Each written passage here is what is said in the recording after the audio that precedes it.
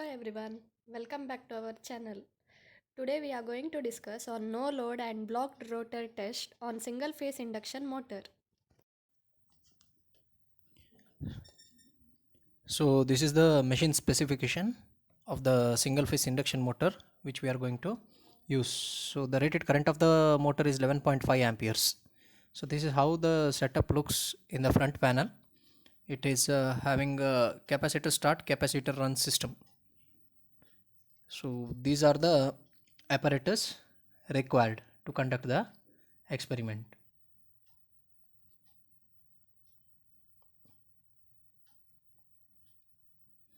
So let us have a look at the circuit diagram 1 for conducting the no load test.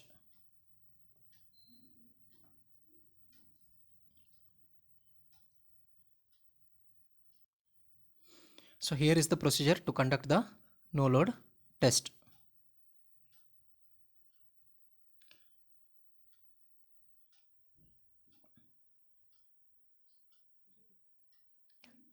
Let us see the conduction. So here we are going as per the procedure itself.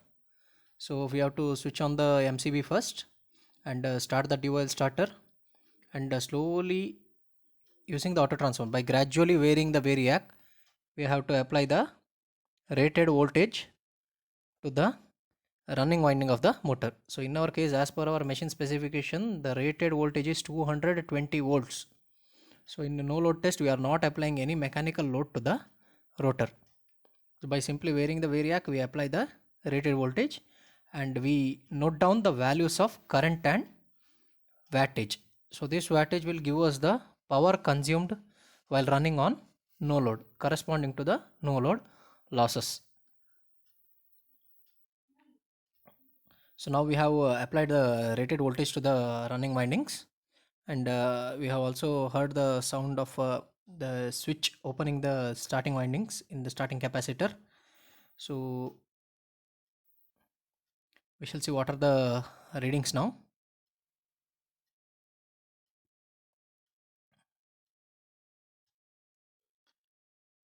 So we reached at the rated voltage, that is 220 volts. So the corresponding current and wattmeter readings are noted down. So this is how we are conducting the no load test on single phase induction motor. So after noting down the readings, once again reduce the auto transfer variac to the 0 position and switch off the supply. So switch off the starter and switch off the MCB. So these are the tabulation required for the no load test. So voltage, no load current, no load power, and what is the no load speed, we have to see it with the tachometer. So this is the circuit diagram for conducting the blocked rotor test. So circuit is almost same, the ratings of the meters are different. So let us have a look at the procedure. This is how we conduct the blocked rotor test.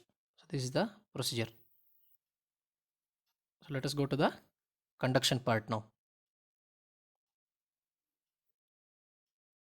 So as the procedure says, block the rotor first such that it is not free to rotate. So doing this with the brake drum and belt and spring system arrangement.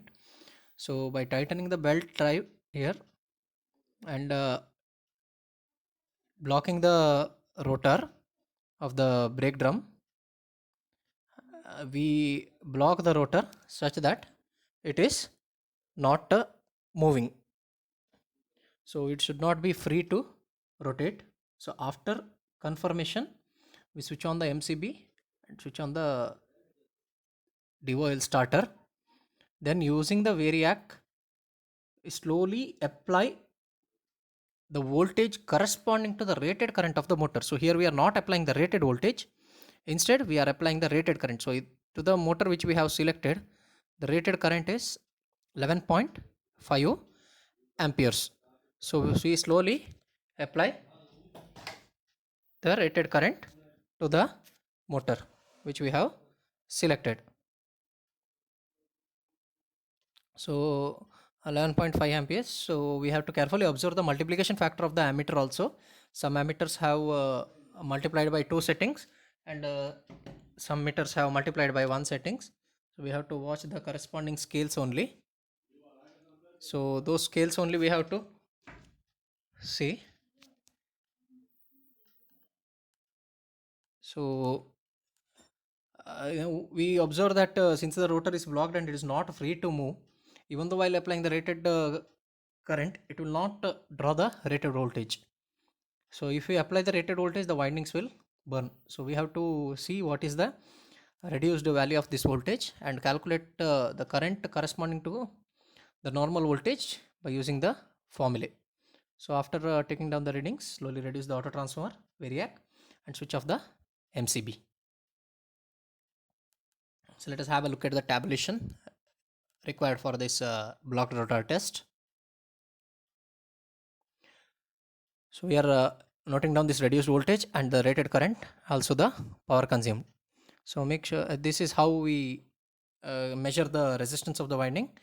So here is a procedure for it. So this is a simple Ohm's law calculation. So we are not showing the conduction for this part, and the resistance can also be measured using multimeter. So that will give us the DC resistance. Then we calculate the AC resistance as shown. So the formula for other calculations to evaluate the performance parameters of single phase induction motors by equivalent circuit is as follows. So using this formula, we proceed with the calculations as shown. So it is a straightforward calculation. Then we arrive at the equivalent circuit diagram. So this is the approximate equivalent circuit for single phase induction motor. So this is the performance calculations which we are doing at the final. So that's all we have got for today. Don't forget to subscribe to our channel and hit the bell icon for timely updates. Thank you.